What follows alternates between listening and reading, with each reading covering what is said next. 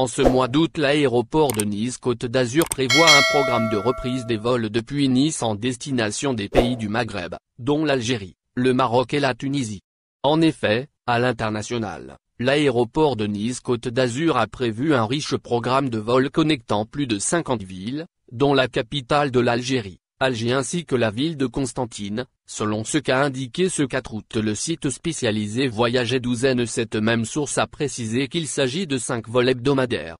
Ainsi, selon le programme des vols publié sur le site de l'aéroport de Nice mis à jour le 31 juillet dernier, des rotations hebdomadaires sont programmées vers l'Algérie, durant le mois courant.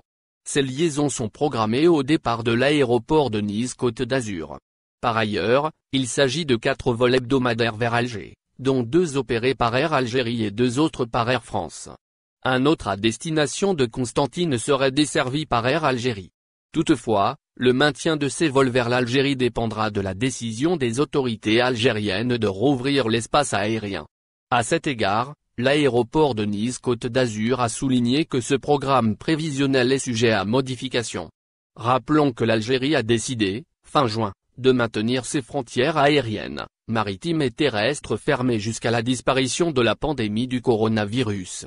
Frontière Algérie, vers l'ouverture de l'espace aérien?